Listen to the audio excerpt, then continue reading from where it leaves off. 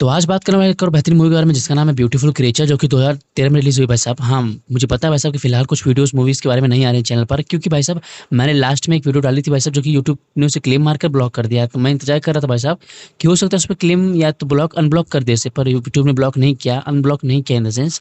तो मैंने बोला चलो छोड़ो यार, कोई और नई मूवी देखते हैं तो मैं इसके बारे में बताते हैं भाई साहब, क्योंकि काम नहीं रुकना चाहिए किसी भी हाल में। तो बेसिकली बात करूँगा एक और बेहतरीन मूवी के बारे में भाई साहब जिसका नाम है ब्यूटीफुल क्रिएचर।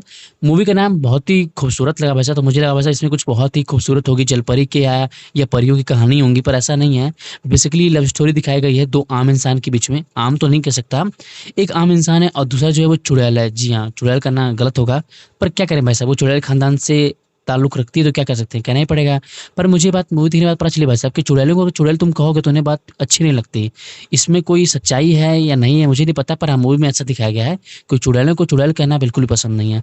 तो खैर बात करेंगे भाई साहब इसी इंटरेस्टिंग मूवी के बारे में इस वीडियो में। चलो बात करते हैं इस मूवी के बारे में। तो देखो भैया, तुम्हें पहले इंटरेस्टिंग कैरेक्टर के से इंट्रोड्यूस कराता हूँ जो कि हमारे मेन लीड हीरो हैं, जिनका नाम है इथेन, जो कि अच्छे खासे यंग बॉय हैं, मस्कुलर हैं, जो कि कॉलेज में पढ़ाई करते हैं और अपनी अच्छी खासी लाइफ जी रहे हैं। इनकी लाइफ कुछ दिनों से खराब चल रही है, खराब इन द सेंस भाई कि इनके सपने में कोई लड़की आ रही है जिसका सब चीज़ ठीक ठाक है पर चेहरा ढका हुआ है। जी हाँ, और वो भाई साहब उस लड़की का कहीं ना कहीं स्केच बना रहे हैं ताकि उसके चेहरे को आइडेंटिफाई कर सके भाई साहब ये लड़की है कौन। तो कहीं ना कहीं भाई साहब इनको कोई ना कोई लड़की जो सपने में आकर परेशान कर रही है। अब देखा जाए भाई साहब तो अपनी लाइफ का एक ही मकसद है भाई साहब कि किसी भी हाल में उस लड़की को ढूंढना है कि लड़की है कौन। उसके बाद भाई साहब को दिखाया गया है कुछ सीन्स कॉलेज के बारे में जहाँ पे पढ़ने जाते हैं। वहाँ पर एक और लड़की होती है जिसका नाम होता है लेना, जो कि आम लड़कियों से बहुत ही अलग होती है और बेसिकली वही इस मूवी की हीरोइन है, बेसिकली लेना ही जो है। और वो काफ़ी अजीब है, अजीब इन द सेंस भाई साहब कि वो आम लड़की नहीं है। बेसिकली देखा जाए वैसे तो वही डाइन है, इन द सेंस वो चुड़ैल है, क्योंकि उसके जो फैमिली मेंबर्स हैं और उसका जो खानदान है वो कहीं ना कहीं डेल्स के ही खानदान है, वो भगवान को नहीं पूज रहे हैं। ऐसा मानना था भाई साहब वहाँ के लोगों का। कहीं ना कहीं कॉलेज में काफ़ी स्टूडेंट थे भाई साहब कि अफवाह फैला चुके थे कि हाँ इसकी फैमिली मेंबर्स हैं वो डेविल को पूछते हैं और ये आम इंसान नहीं है। पर हाँ कहते हैं भाई साहब ना प्यार अंधा होता है, तो सच में प्यार अंधा ही होता है। जो हमारे इथेन भाई साहब हैं उनको ये लड़की पहली नज़र में पसंद आ जाती है। पसंद इन द सेंस भाई साहब को पता नहीं होता, पर हाँ कहीं ना कहीं उसको लाइक करने लगते हैं हम। और कहीं न कहीं भाई साहब काफ़ी अच्छे टाइम बिताने के बाद जो एथेन के साथ लेना जो होती है वो भी उनको कहीं न कहीं लाइक करने लगती हैं। अभी प्यार को मैं क्या नाम दूँ, ये तो तुम ही बताना भाई साहब कमेंट सेक्शन में कि इस प्यार को हम क्या नाम दें।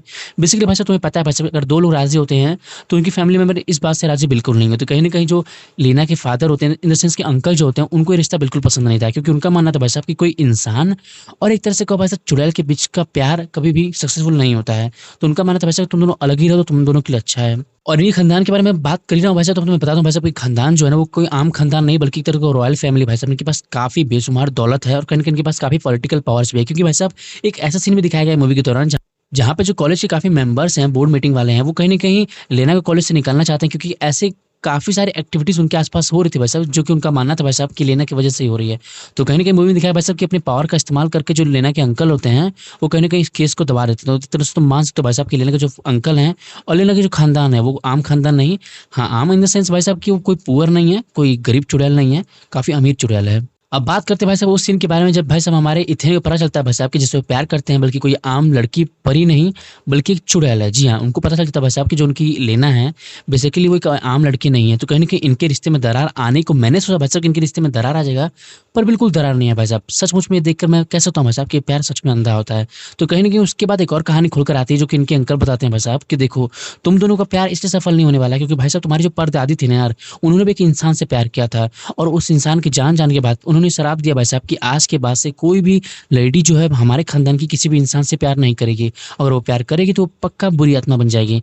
बुरी आत्मा इन द सेंस भाई साहब कि इनके में भी 2 कैटेगरी है, एक अच्छी आत्मा एक बुरी आत्मा, मतलब एक व्हाइट लाइट वाली ब्लैक लाइट वाली। तो कहीं न कहीं भाई साहब यहाँ पर एक केस पहुँच रहा था भाई साहब, जो उनके अंकल थे इसीलिए बात से मना कर रहे थे कि तुम दोनों का रिश्ता कभी फिक्स नहीं हो सकता भाई साहब, क्योंकि अगर तुम इस इंसान से प्यार करोगे मतलब इथेन से प्यार करोगे तो पक्का बुरी आत्मा बन जाओगी और तुम हमारे फैमिली का वंश हो। अगर तुम बुरी आत्मा बन जाए भाई साहब तो और ही खतरा पैदा करोगी, लोगों को बेहिसाब से मारोगी और कसम बता रहा हूँ बहुत तबाही मचा दोगे। तो कहीं न कहीं भाई साहब इसके पीछे यही रीज़न था भाई साहब कि तुम दोनों का एक होना इस जन्म में तो बिल्कुल मुमकिन नहीं है। फिर क्या भाई साहब, मैं तुम्हें क्या बताऊँ भाई साहब, किसी न किसी को कुर्बानी देनी पड़ेगी। तो कहीं न कहीं जो हमारी लेना होती है वो कहीं न कहीं इस कुर्बानी के लिए मान जाती है, क्योंकि वो जानती है भाई साहब कि अगर मैं इससे प्यार करूँगी तो कहीं न कहीं इथेन की भी जान को खतरा है और कहीं न कहीं खतरा के कारण उसकी दादी की आत्मा भी थी। कहीं न कहीं वो भी आस-पास घूम ही रही होती है। तो देखते हैं भाई साहब अपनी शक्ति का इस्तेमाल करती है लेना, क्योंकि कुछ समय बाद ही उसका 16th बर्थडे था, उसी दिन उसे शक्तियाँ मिलने वाली थी, मतलब वो काफ़ी पावरफुल होने वाली थी और उसी दिन वो डिसाइड करेगी भाई साहब कि उसे सच्चाई के रास्ते जाना है, गलत रास्ते पे जाना है।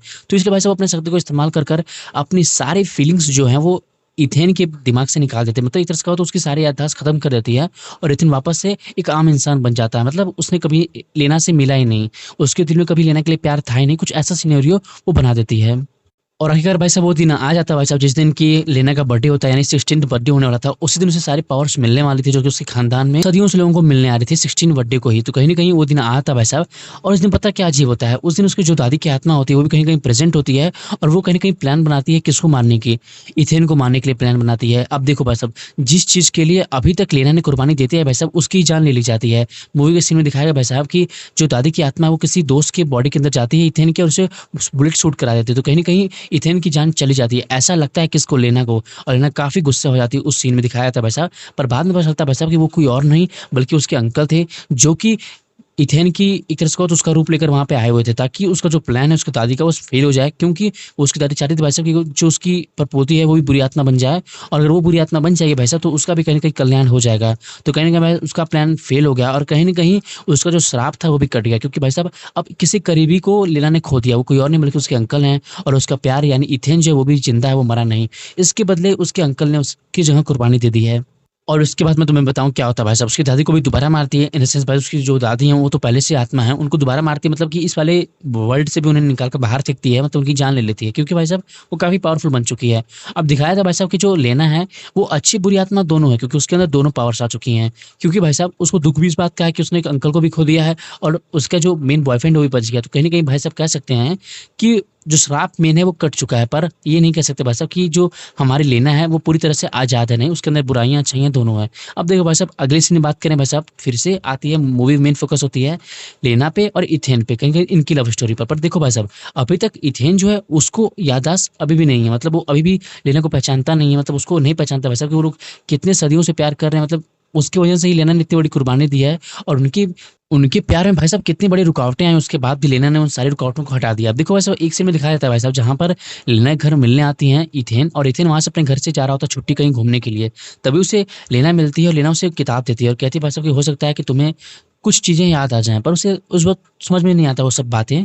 उसके बाद जब वो इथेन जो है वो निकलता है गाड़ी से कुछ दूर आगे, तो कहीं न कहीं एक तरह से कहो तो भाई साहब जो वापस जादू जो होता है वो लेना का, वो कहीं न कहीं काम करता है। वापस से इथेन को सारा चीज़ याद आता है भाई साहब कि वो लेना से कितना प्यार करता है। तो कहीं न कहीं भाई साहब वो वापस आता है और इनकी लव स्टोरी जो है मुकम्मल हो चुकी है इस दुनिया में। तो कहीं न कहीं भाई साहब यहाँ पे भी हम कह सकते हैं भाई साहब कि प्यार सफल हो गया। कहीं न कहीं इनका प्यार जो है वो वापस मिल गया। मूवी की अच्छी खासी हैप्पी एंडिंग हो गई।